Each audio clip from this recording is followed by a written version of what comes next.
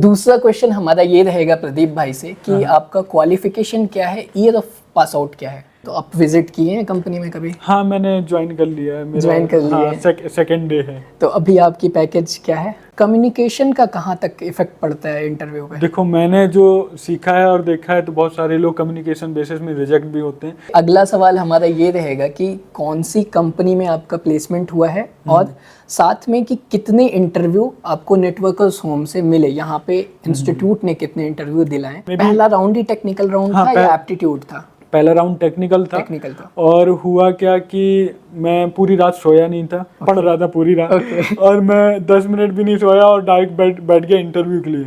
तो मेरा brain almost blank हो गया था। Hello everyone, welcome back to YouTube channel Shahi vlogs. आज फिर से हम आ गए हैं नेटवर्कर्स होम और हमारे साथ हैं प्रदीप भाई। वेलकम। इनका नेटवर्कर्स होम से जॉब लगा है और सबसे पहले हम जानेंगे आपका पैकेज क्या है। मेरे को 7.8। 7.8। सबसे पहला क्वेश्चन पैकेज मैं इसलिए पूछा हूँ प्रदीप भाई से क्योंकि ये लोगों को अट्रैक्ट करती है कि 7.8 LPA वाले बंदे का इंटरव्यू होने जा रहा है, पॉडकास्ट होने जा रहा है। सबसे पहला क्वेश्चन हमारा ये रहेगा कि कहाँ से हैं आप? मैं झांसी के पास से हूँ, उत्तर प्रदेश। उत्तर प्रदेश। ओके, और कैसे पता चला आपको नेटवर्कर्स होम के बारे में? एक्चुअली मेरे ब्रदर इन लॉ हैं, वो यहीं से उन्होंने पढ़ाई की हुई थी, CCI सर्टिफिकेशन। तो उन्होंने आपको रिकमेंड किया कि हाँ, मैंने उन्होंने भी मेरे को बताया। फिर कुछ आपका वीडियोस भी मैंने देखा हुआ था। तो मेरे को उसके थ्रू भी थोड़ा नॉलेज मिला कि अच्छा हाँ, ये ऐसी मतलब बेंगलोर में है। हमारे वीडियो से ये फायदा हो गया होगा कि आप घर बैठ के देख लिए होंगे कैसा दिखता है। हाँ, आपने वीडियो बना रखे हुए थे कुछ बच्चों के साथ, तो एग्जैक्ट कहाँ पर है, इंस्टीट्यूट कैसा है, ये मैंने वहाँ से देख लिया। और बाकी नॉलेज मेरे को मेरे ब्रदर इन लॉ ने दे दिया। तो आपके ब्रदर इन लॉ का भी प्लेसमेंट हो गया था यहाँ से? वो एक्चुअली अपना जॉब छोड़ के आए थे, वो प्लेसमेंट के लिए नहीं आए थे, वो आए थे अपग्रेड करने के लिए। CCI सर्टिफिकेशन लैब का जो एग्जाम देना था वो इसके लिए आए थे। तो उन्होंने एग्जाम क्रैक कर लिया था। तब तो फायदा हुआ यहाँ से। वो अभी ऑस्ट्रेलिया में जॉब करते हैं। ऑस्ट्रेलिया में। चलिए, तो दूसरा क्वेश्चन हमारा ये रहेगा प्रदीप भाई से कि आपका क्वालिफिकेशन क्या है, ईयर ऑफ पास आउट क्या है? मेरा 2022 है year of pass out. Civil branch से हूँ और मैंने अपना कॉलेज मेरा MIT है, Manipal institute of technology, Karnataka से, main branch. BTech civil engineering किया है आपने। तो फिर सिविल इंजीनियरिंग छोड़ के इधर क्यों मोड बना आपका शिफ्ट होने के लिए IT में? हाँ, एक्चुअली क्या था कि मेरा कॉलेज में एक कंपनी थी UBQT जी, वो आई कंपनी और मैंने उसका इंटरव्यू दिया क्योंकि वो सारे ब्रांचेस के लिए अवेलेबल थी। जिसको भी नॉलेज हो, कई लोग क्या करते हैं 3rd ईयर से प्रैक्टिस करना चालू कर देते हैं अदर ब्रांच का। तो मैंने नहीं की हुई थी लेकिन मैंने अप्लाई कर दिया। तो उसमें GD में लिखा हुआ था कि आपको OSI लेयर ये सब कुछ पढ़ना है, बट मेरे को तो कोई आइडिया भी नहीं था। तो मैंने क्रोम में सर्च किया और रटना स्टार्ट कर दिया। मेरे को क्रैक करना था क्योंकि कंपनी अच्छी थी। तो मैंने उसमें पढ़ा। उस टाइम पे ब्रदर इन लॉ भी घर में थे।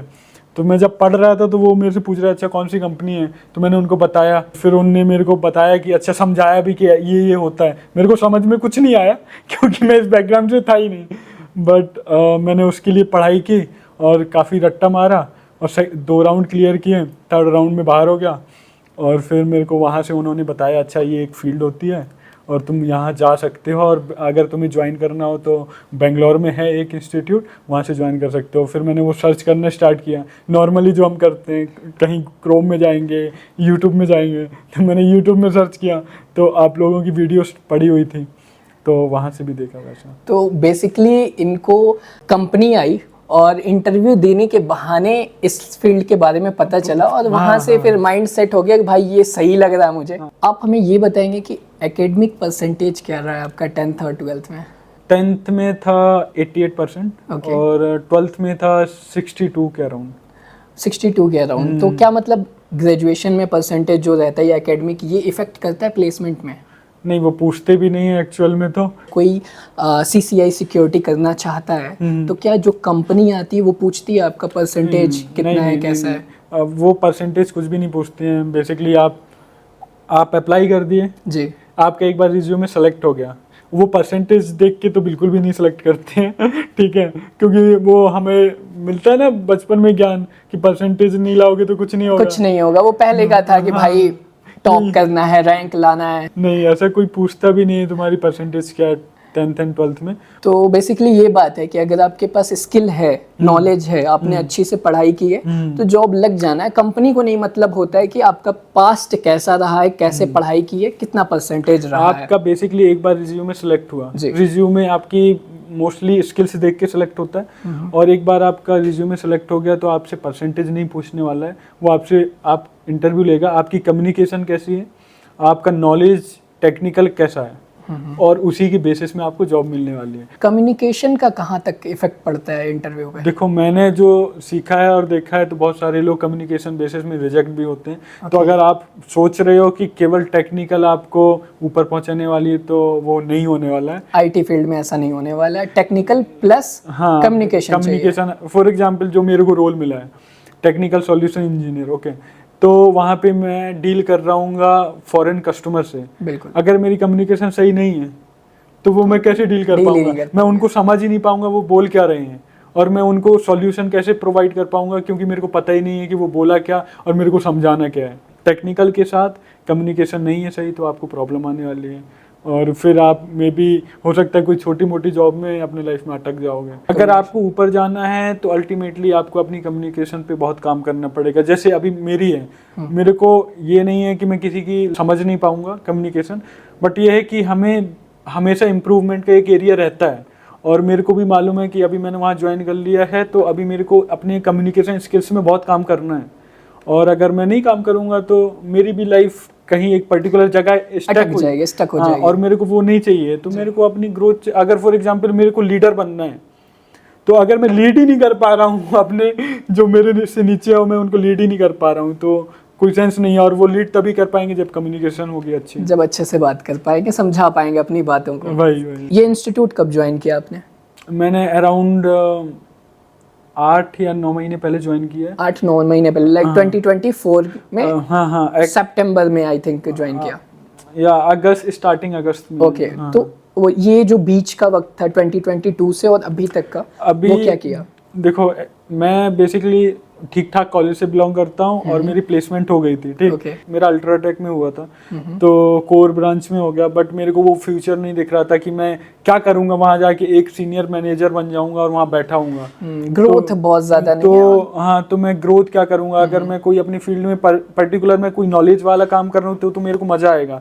बस मैं बैठ के काम कर रहा हूँ, कोई पेपर साइन कर रहा हूँ, लोगों को डील कर रहा हूँ, तो मेरी ग्रोथ क्या होगी? कुछ नहीं होगी। एक वो हो गया, चलो फिर मैंने वो जॉब छोड़ी।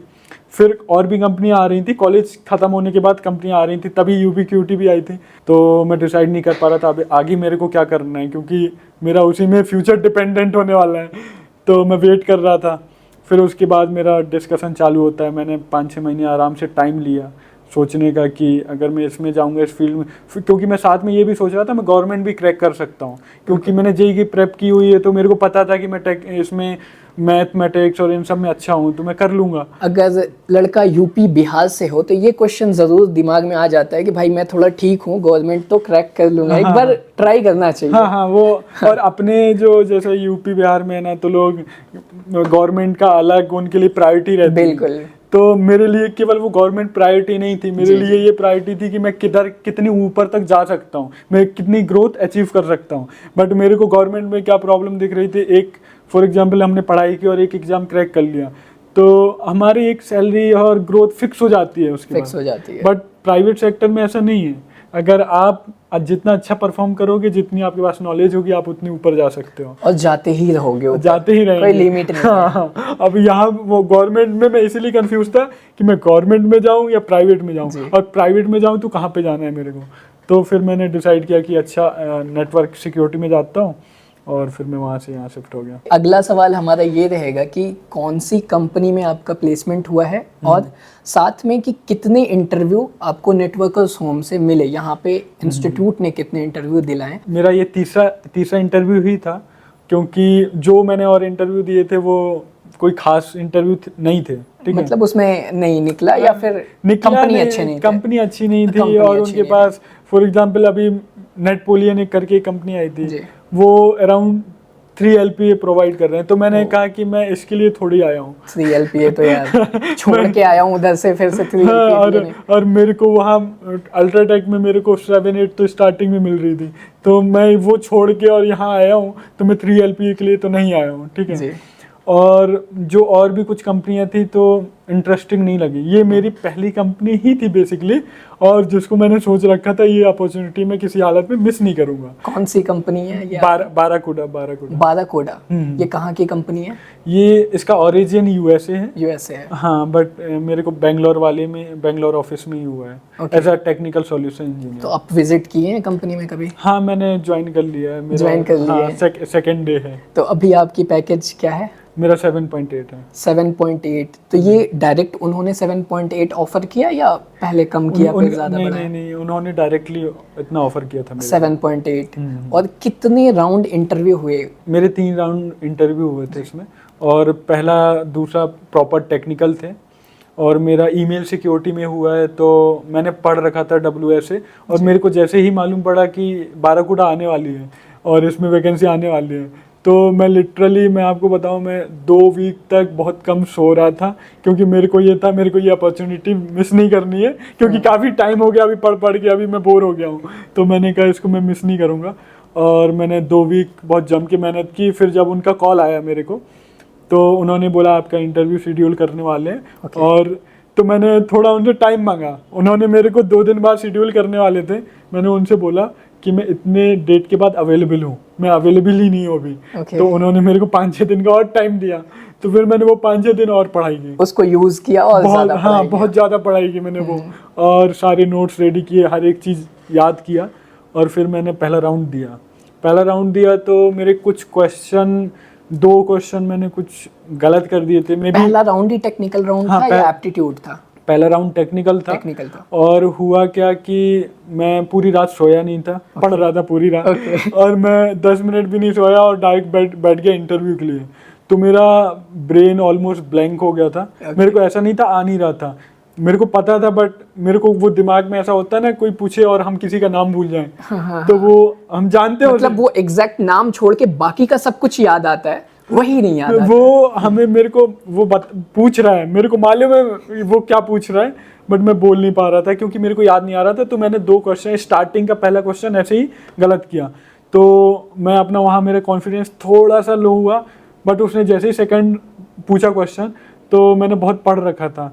तो वो जैसे क्वेश्चन पूछ रहा था और मैं उसका आंसर कर रहा था। तो क्योंकि मेरे को ये था कि जो मैंने अभी पहला क्वेश्चन खराब किया है, उसको कवर अप करना है, कि इम्प्रेस करना है उसको, मैं पहले राउंड में बाहर नहीं हो जाऊं, इतनी मेहनत की है। तो फिर मैंने सारे क्वेश्चन बहुत अच्छे से किए, उसने जो भी पूछा। तो ये क्या ऑनलाइन इंटरव्यू था या ऑफलाइन? हाँ, ये ऑनलाइन था, ये वाला। ऑनलाइन क्या, फेस टू फेस या फिर रिटन? नहीं, ये पहला आपका ये था, उसमें सिनेरियो बेस्ड भी क्वेश्चन थे, और नॉर्मल याद होने चाहिए उस टाइप के क्वेश्चन भी थे। और ये केवल ये फेस टू फेस नहीं था, ये ऑनलाइन था। Second round face to face था। सेकंड राउंड फिर से टेक्निकल हुआ? हाँ, वो भी टेक्निकल। उसमें क्या क्वेश्चन पूछा जाता था? हाँ, उसमें काफ़ी सारे क्वेश्चन पूछे गए थे, और मैंने सब कुछ रेडी कर रखा था, जिसमें वो जिस डिवाइसेस में काम करती है, वो बेसिकली ESA, WSA, और बेसिक जो नेटवर्किंग का है, ये स्विचिंग हो गया, राउटिंग हो गया। तो इसमें मैंने बहुत अच्छे से काम कर रखा था। तो आपने ये पहले से ही पता लगा दिया था कि ये कंपनी इस टेक्नोलॉजी पे ज्यादा काम करती है? हाँ, मेरे को मालूम था ये इसमें काम करती है। हाँ। तो मैंने कहा ये डिवाइसेस तो मैं किसी कीमत में छोड़ना नहीं है इसको। हाँ। तो मैंने कहा मैं उसमें काम करके जाऊंगा। और फिर वो जब वहाँ पे गया, तो लिटरली उसने फिर 2 दिन बाद शेड्यूल किया था, 2 या 3 दिन बाद इंटरव्यू। मैं बहुत खुश हो रहा था, वो जो मेरे से पूछ रहा था मेरे को पता था कि मेरे को बहुत अच्छे से आता है। और जितना भी तुम पूछने वाले हो मैं उससे ज़्यादा बता दूंगा तुम्हें, क्योंकि मैंने पढ़ रखा था बहुत। देखो, ये आप लोगों के लिए गाइडेंस है। जब भी अगर कहीं आपका इंटरव्यू शेड्यूल होता है, एक तो शेड्यूल कराने के लिए कितना ज़्यादा पढ़ना पड़ता है कि ये 2-3 हफ्ते से अच्छे से सो नहीं पाए थे। और जब शेड्यूल हुआ तो कंपनी कौन सी है, किस टेक्नोलॉजी पे वो काम कर रही है, उसके बारे में पता करके उस टॉपिक्स को बहुत अच्छे से पढ़ा कि भाई इसको तो नहीं छोड़ना है, क्योंकि वो कंपनी भाई अपने टेक्नोलॉजी को लेके ही ज़्यादा सवालें पूछेगी। हाँ। और ये क्लियर हो जाता है ऐसे। आपको जो रोल प्रोवाइड करने वाले हैं, हाँ। आप अगर उसमें अच्छे नहीं होगे तो वो क्यों ही सेलेक्ट करेंगे? सही बात है। और वो ईमेल सिक्योरिटी और WSA डिवाइसेस, प्रॉक्सी डिवाइसेस में काम करती है बाराकूडा। अगर आप उसमें अच्छे नहीं हो तो आपको नहीं लेंगे वो। जी, और बिल्कुल। आपके अगर बेसिक अच्छे नहीं हैं तो आप रिजेक्ट कर दिए जाओगे। कुछ लोग हुए हैं, और मैं बोलता हूँ कि आपको ना जब तक आप अनटिल अनलेस रेडी हो तब तक आपको शेड्यूल भी नहीं कराना चाहिए, क्योंकि आपने शेड्यूल करा लिया, कंपनी आपकी प्रोफाइल ब्लॉक कर देगी अगले 3 या 6 महीने के लिए।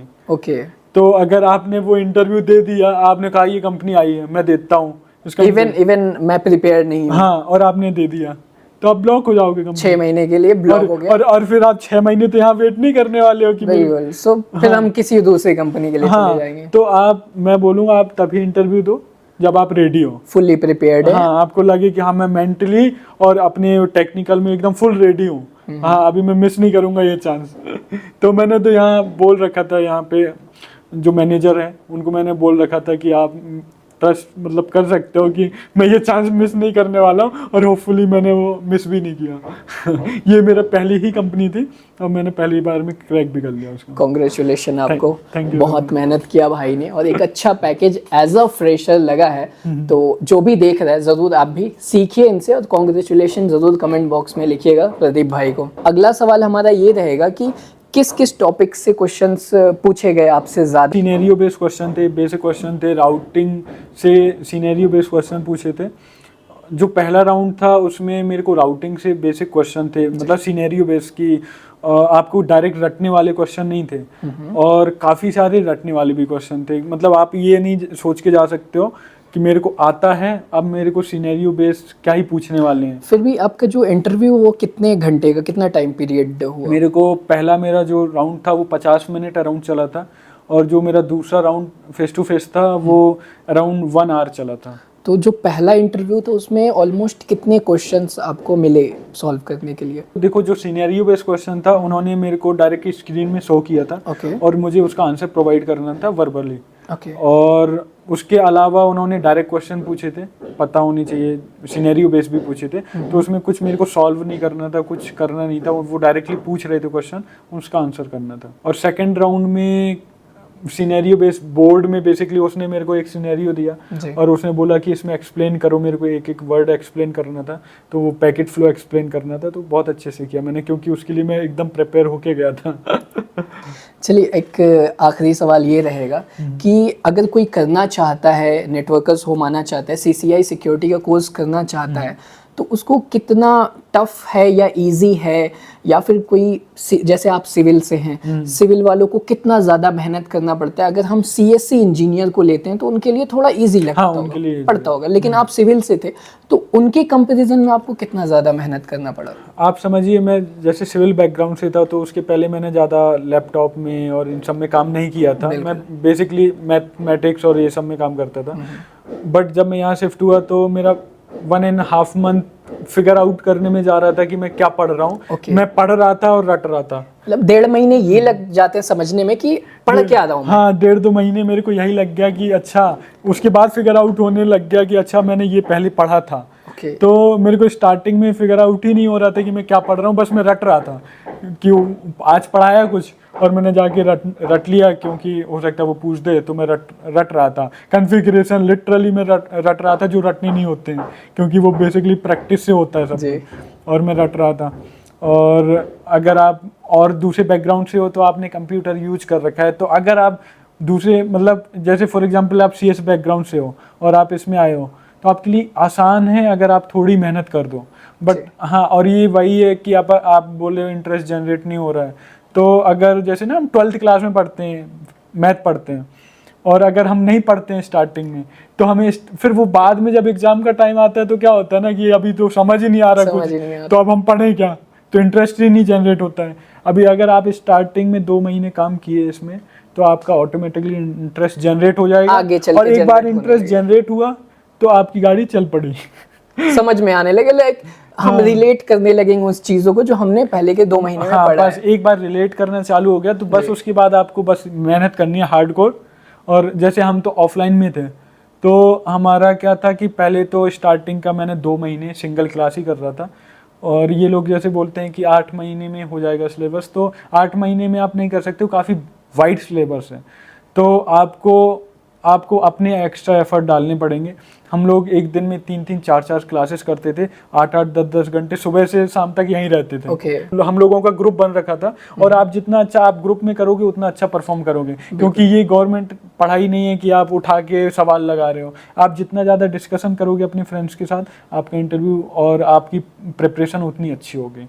तो हमारा तो ग्रुप क्रिएट हो रखा था 3-4 लोगों का, और हम साथ में स्टार्टिंग CCNA से ही साथ में स्टार्ट किया, तो अभी तक साथ में है। दूसरी चीज़ ये है कि आप ये तो बिल्कुल सोच के मत आना कि मैं मेहनत नहीं करूंगा और आपका सब हो जाएगा। मेहनत करना पड़ेगा, जैसा मेहनत करना भाई ने पड़ेगा। बताया, ग्रुप में बैठ के 7-8-10 घंटे यहीं बैठ के हाँ, पढ़ाई करते थे। हम लोगों ने एक दिन में 4-4, 3-3 क्लास की थी लिटरली। बीच फिर ऐसा आया था कि हम लोग कई बार 8 बजे या 10 बजे से क्लास होती थी, और रात को 10 बजे तक क्लास चलती थी हमारी। Okay. VPN की क्लास हमारी सुशील सर की 8 से 10 होती थी, हम वो क्लास तक करते थे, खाना खाते हुए क्लास करते थे वो। तो वो ऐसे करके वो 7 महीने में कोर्स ख़त्म किया है। अगर आप सोचो कि हम आराम से एक एक क्लास करेंगे, मज़े भी करेंगे बेंगलोर में, और हमारा प्लेसमेंट भी हो जाएगा, तो वो नहीं होने वाला है। लिटरली ऐसे अगर आप सोच के आ रहे हैं तो ऐसा नहीं होगा। देखिए, सिंपल सी चीज़ है, कोई कंपनी आपको पैसे दे रही है IT फील्ड में, तो वो आपके काम का पैसे देगा। आपको नॉलेज होना चाहिए, टेक्निकल नॉलेज, साथ में कम्युनिकेशन भी काफ़ी इंपॉर्टेंट है अगर आप IT फील्ड में जाना चाहते हैं, तो इसका ध्यान रखिए। तो आई होप काफ़ी डिटेल में प्रदीप भाई ने पूरा एक्सप्लेन किया। अगर कोई क्वेश्चन छूट गया या आपके दिमाग में कोई क्वेश्चन आता है तो आप हमें कमेंट करके पूछिए, हम प्रदीप भाई से फिर से बात करेंगे और आपका रिप्लाई देंगे कमेंट बॉक्स में। और उसके बाद कोई भी डाउट होता है कि आपने कब, क्या क्वालिफिकेशन है, क्या ईयर ऑफ पास आउट है, कुछ गाइडेंस चाहिए आपको, हमसे बात करना चाहते हैं, तो उसके लिए आप हमारे डिस्क्रिप्शन में चले जाइए, वहाँ पे एक गूगल फॉर्म मिलेगा और उसको फिल करेंगे। हमारी टीम खुद ही आपको 2 से 3 दिन में कॉल करेगी, और जो भी डाउट होगा, जहाँ आप फंस रहे हैं, जहाँ आपको कन्फ्यूज़न है, आपके लिए कौन सा इंस्टीट्यूट, कौन सा कोर्स अच्छा होने वाला है, वहाँ हमारी टीम या फिर हम खुद ही हेल्प करेंगे आपको डिसीजन लेने में। तो चलिए, बहुत अच्छा लगा ये पॉडकास्ट करके। आई होप आप लोग को भी बहुत मज़ा आया होगा। तो ज़रूर से कॉन्ग्रेचुलेशन ज़रूर बोलिएगा प्रदीप भाई को। मिलते हैं नेक्स्ट वीडियो में। Thank you for watching. Bye.